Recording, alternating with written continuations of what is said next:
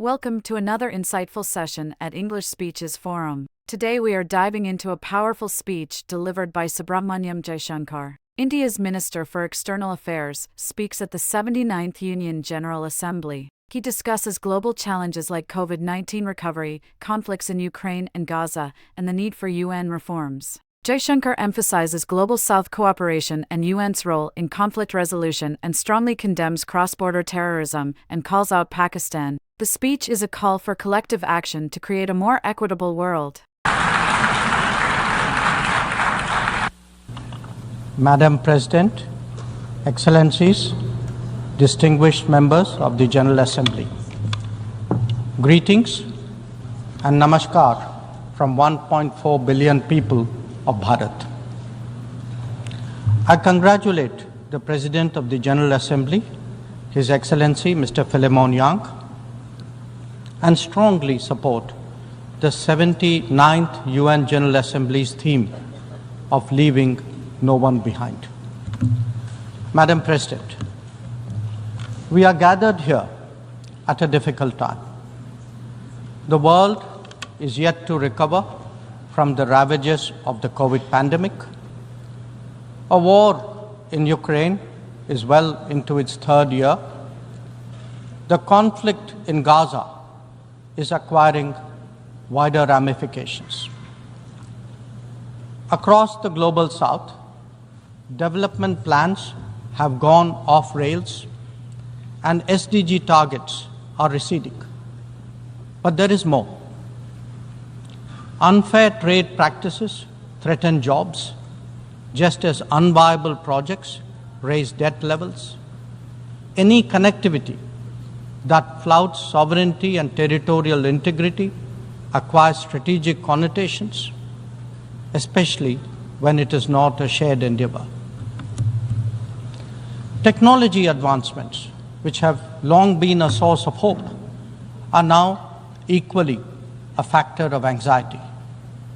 Climate events occur with greater intensity and frequency. Food security is as worrisome as health security.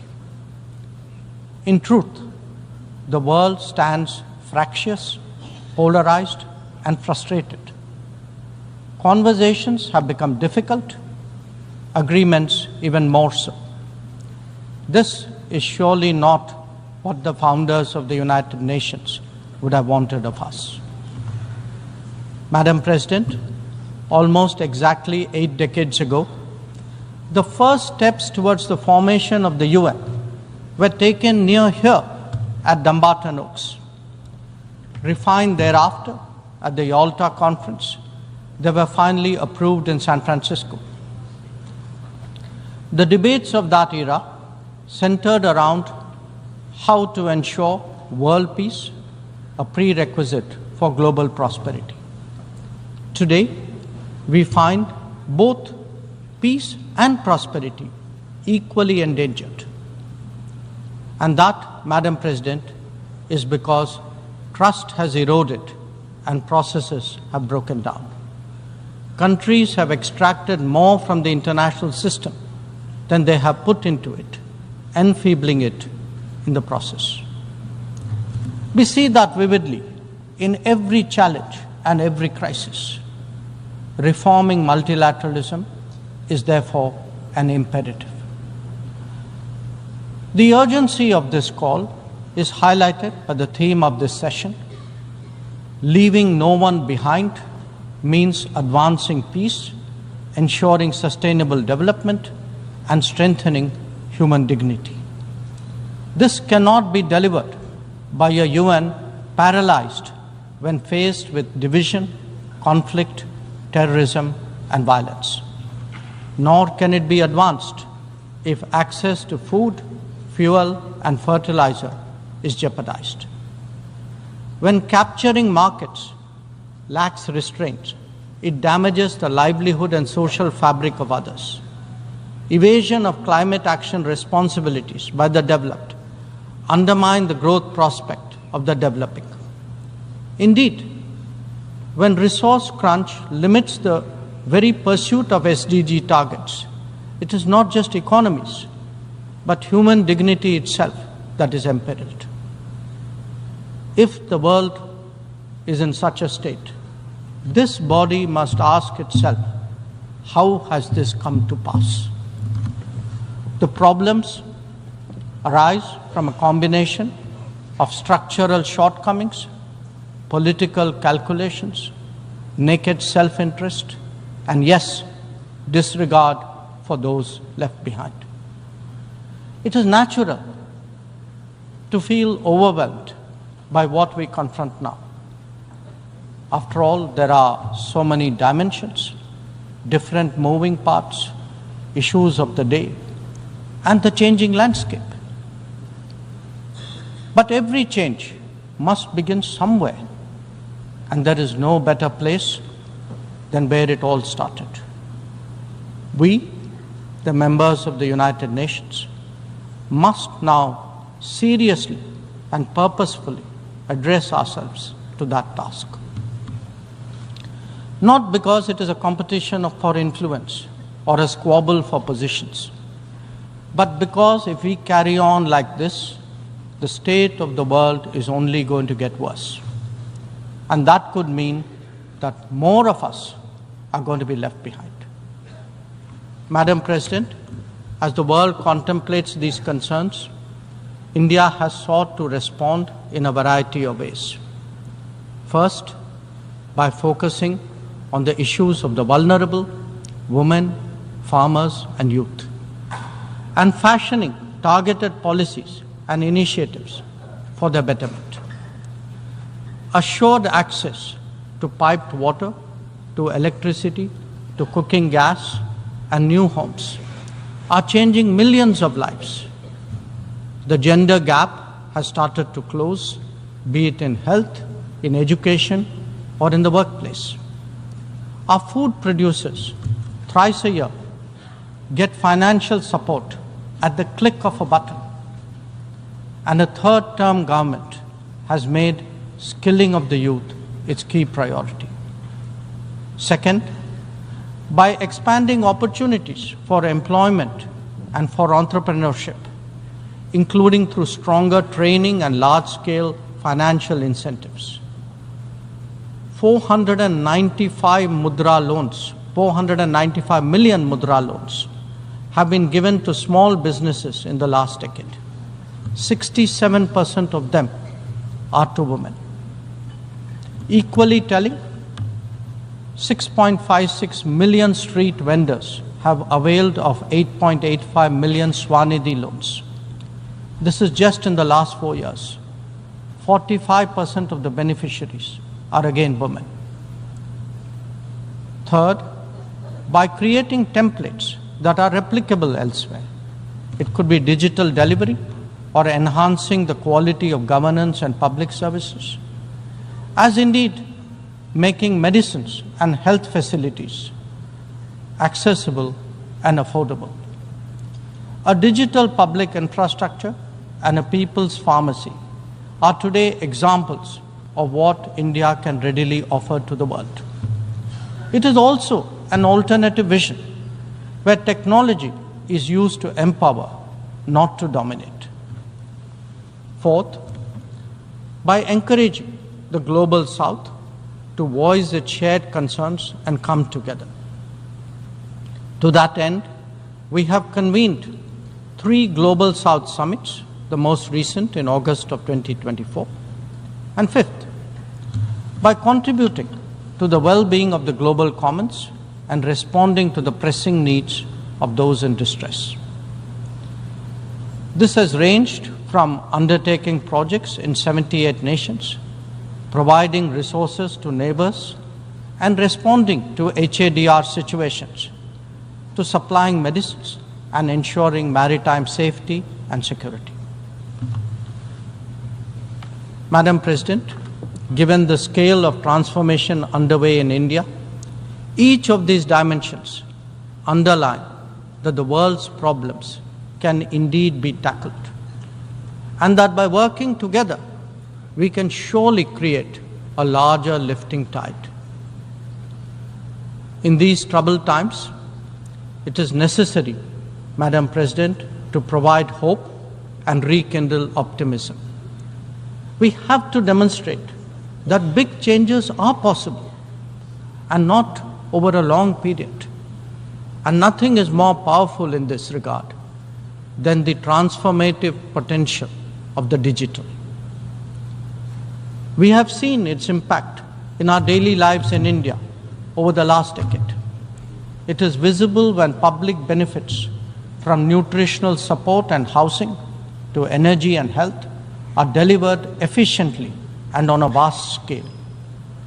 Or when small business loans and farmers' support are extended without using intermediaries.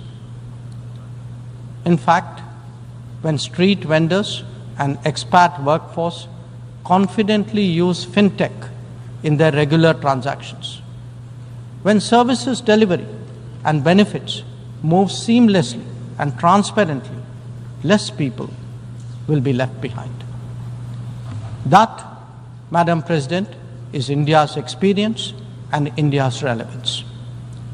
Such leapfrogging possibilities, coupled with people-centric policies and visionary leadership, can be real game changers. When India lands on the moon, rolls out its own 5G stack, dispatches vaccines worldwide, embraces fintech, or houses so many global capability centers, there is a message here. Our quest for a Viksit Bharat or a developed India will understandably be followed closely. Madam President, an important cause of many getting left behind has been the unfairness of the current globalization model. Over-concentration of production has hollowed out many economies, impacting their employment and social stability. Democratizing global production, building resilient supply chains, ensuring trusted digital services, and espousing an open source culture, all these promote widespread prosperity. There are economic answers, just as there are social ones. Madam President, the UN has always maintained that peace and development go hand in hand. Yet, when challenges to one have emerged, due regard has not been given to the other. Clearly, their economic implications for the weak and vulnerable need to be highlighted. But we must also recognize that conflicts themselves must be resolved. The world cannot be fatalistic about the continuation of violence on a large scale, no more than be impervious to its broader consequences. Whether it is the war in Ukraine or the conflict in Gaza, the international community seeks urgent solutions. These sentiments must be acknowledged and acted upon. Madam President, the UN is a testimony to the agreed principles and shared objectives of the world order. Respect for international law and commitments are among the foremost in that regard. If we are to ensure global security and stability, then it is essential that those who seek to lead set the right example. Nor can we countenance egregious violations of our basic tenets. Terrorism is antithetical of everything that the world stands for. All its forms of and manifestations must be resolutely opposed. The sanctioning of global terrorists by the United Nations should also not be impeded for political reasons. Madam President, many countries get left behind due to circumstances beyond their control. But some make conscious choices with disastrous consequences. A premier example is our neighbor, Pakistan. Unfortunately, their misdeeds affect others as well, especially the neighborhood. When this polity instills such fanaticism among its people, its GDP can only be measured in terms of radicalization and its exports in the form of terrorism. Today, we see the ills it sought to visit on others consume its own society. It can't blame the world. This is only karma. Madam President, a dysfunctional nation coveting the lands of others must be exposed and must be countered. We heard some bizarre assertions from it at this very forum yesterday. So let me make India's position perfectly clear. Pakistan's cross-border terrorism policy will never succeed, and it can have no expectation of impunity. On the contrary, actions will certainly have consequences. The issue to be resolved between us is now only the vacation of illegally occupied Indian territory by Pakistan, and of course, the abandonment of Pakistan's long-standing attachment to terrorism. Madam President, the global order is inherently pluralistic and diverse. The UN began with 51 members. We are now 193. The world has changed profoundly, and so have its concerns and its opportunities. But to address both, and indeed to strengthen the order itself, it is essential that the UN be the central platform for finding common ground. And that it certainly cannot be by remaining anachronistic. Large parts of the world cannot be left behind when it comes to deciding the key issues of our times. An effective and efficient UN, a more representative UN, and a UN fit for purpose in the contemporary era is essential. Let us therefore send out a clear message from this UNGA session. We are determined not to be left behind. By coming together, sharing experiences, pooling resources, and strengthening our resolve, we can change the world for the better. I thank you, Madam President.